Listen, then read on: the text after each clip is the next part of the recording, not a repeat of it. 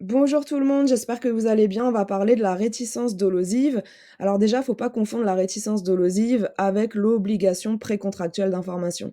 Parce que dans les deux cas, une partie avait l'obligation de transmettre une information à l'autre partie, avant même la conclusion du contrat, mais ne l'a pas fait. Donc, c'est là aussi où c'est intéressant dans un cas pratique, comment on articule ces deux fondements, comment on articule la réticence dolosive et l'obligation précontractuelle d'information. Quel fondement choisir? L'un ou l'autre? Les 2? Parce que voilà, notamment, faut savoir qu'on peut reprocher 2 fautes à quelqu'un. On peut très bien reprocher la violation de l'obligation précontractuelle d'information et la réticence dolosive. C'est tout à fait possible. Donc, comment on fait dans sa copie? Comment on structure? Comment on choisit? Alors j'ai fait un podcast et son support, c'est sur mon site, voilà, c'est très, très complet, très clair. Alors pour comprendre ici la réticence dolosive déjà, ben, heu, il y a plusieurs formes de dol, d'accord? Qui sont prévues par l'article 1137 du code, civil. Le dol, c'est un vice du consentement, vous le savez, donc voilà. Donc on peut avoir un dol par le biais de manœuvres, c'est l'alinéa 1. On peut avoir un dol par le biais de mensonges, c'est l'alinéa 1. On peut avoir un dol par dissimulation intentionnelle, c'est l'alinéa 2. Et justement, la réticence dolosive, c'est cette troisième forme de dol. La réticence dolosive, c'est tout simplement le dol par dissimulation intentionnelle. Et plus exactement, vous avez donc l'alinéa 2 de cet article qui nous dit clairement que le dol, c'est aussi la dissimulation intentionnelle par l'un des contractants d'une information dont il sait le caractère déterminant pour l'autre partie. Donc, il y a réticence dolosive quand on dissimule une information. Une partie avait l'obligation de transmettre une info à l'autre avant la conclusion du contrat, mais elle ne l'a pas fait. Elle a gardé le silence sur cette information déterminante du consentement de l'autre partie. Voilà ce que c'est que la réticence dolosive. C'est le dol qui résulte d'un silence. Donc en gros, voilà, on aurait dû communiquer une information, on ne l'a pas fait. Pourquoi? Parce qu'on a voulu tromper la personne. En gros, moi, j'ai fait une erreur parce qu'elle a été provoquée par l'autre partie. On a voulu me tromper. Donc, voilà, c'est un acte de tromperie qui a provoqué mon erreur. Alors, si je fais une erreur sur les motifs, en raison du dol, hein, bah, c'est une cause de nullité pour dol. Il y a pas de problème. Pareil, une erreur qui serait pourtant considérée comme inexcusable en matière d'erreur vice du consentement, eh ben ici devient excusable, donc en matière de dol. Parce que vous le savez, sur le fondement de l'erreur, vice du consentement en tant que tel, vous avez l'erreur, le dol, la violence comme vice du consentement. Ben, l'erreur, sur le fondement de l'erreur, vice du consentement, elle doit être excusable pour que le contrat puisse être annulé. Si elle est inexcusable, le contrat ne peut pas être annulé. Et donc là, en matière de dol, une erreur qui serait pourtant considérée comme inexcusable en matière d'erreur vice du consentement, eh bien ici, en matière de dol, l'erreur, elle devient excusable. Donc là, il n'y a pas de problème, si vous voulez, ça peut tout à fait entraîner la nullité du contrat. Mais si jamais je fais une erreur directe sur la valeur à cause du dol, ben finalement, l'erreur directe sur la valeur provoquée par une réticence dolosive n'est pas une cause de nullité. Et ça, c'est l'alinéa 3 qui vous le dit. Donc en gros, voilà, on ne peut pas demander la nullité du contrat si une partie a gardé le silence sur la valeur de la prestation. Elle peut. C'est l'alinéa 3.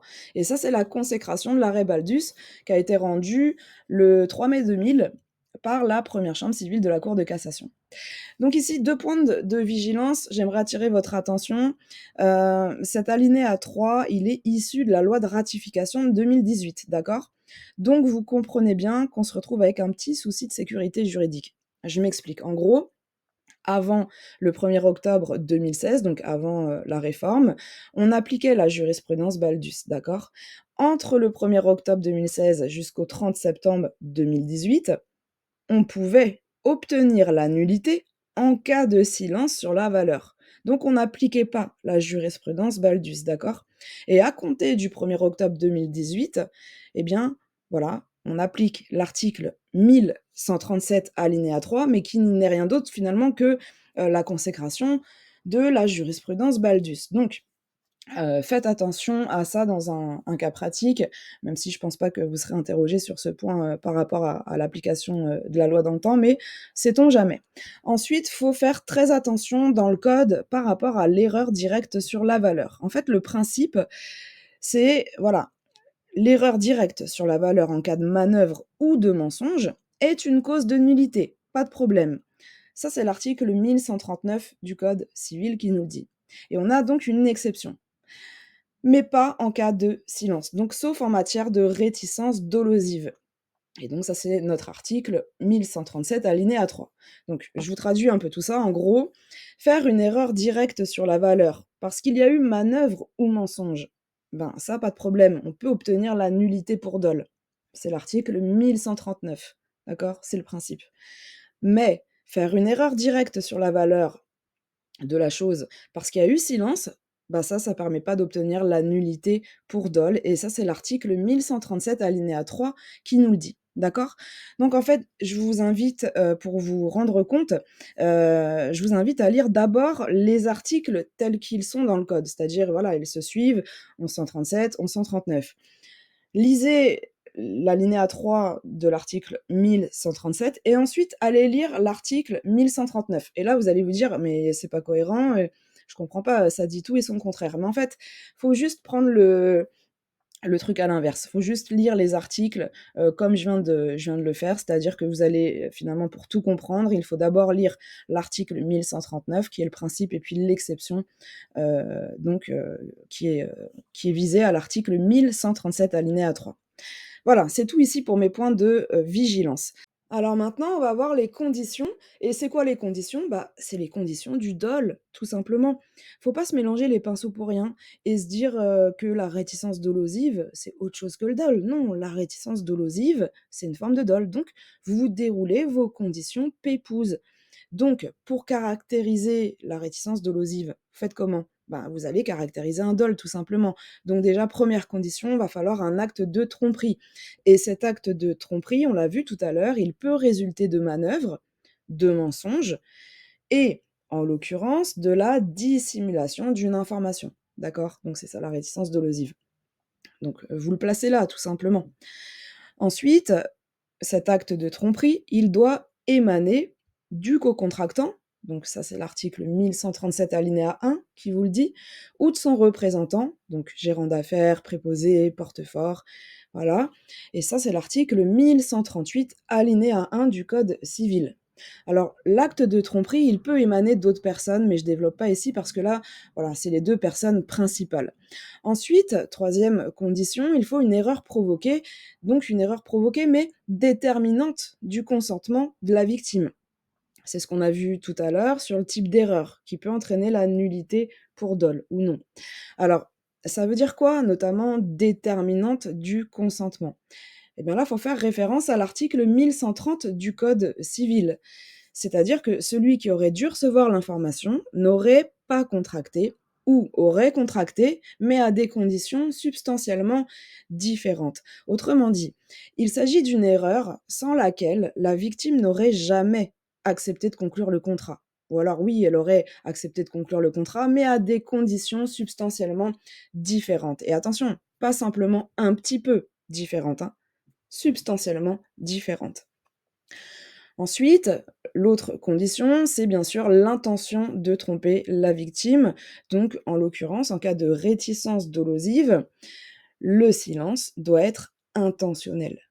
Et là, vous vous rendez bien compte que c'est quand même très compliqué de rapporter, je veux dire, en cas de silence, la preuve de l'intention.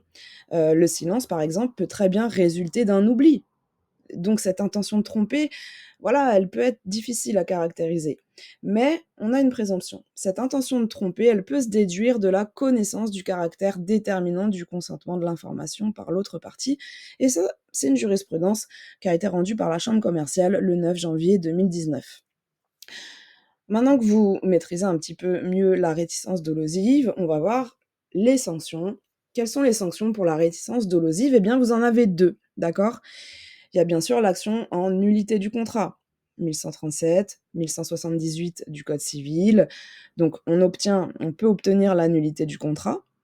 Donc vous savez ce que ça implique, hein? Des restitutions. Donc annulation du contrat plus restitution. D'accord, très bien. On peut aussi agir en responsabilité extra-contractuelle, sur le fondement des articles 1240 et 1241 du Code civil. Vous savez, il faudra démontrer une faute, un dommage, un lien de causalité. Et là, ça sert à quoi d'agir en responsabilité extra-contractuelle? Ben, ça sert à obtenir des dommages et intérêts. Donc, faites bien attention par rapport aux sanctions. On peut tout à fait envisager,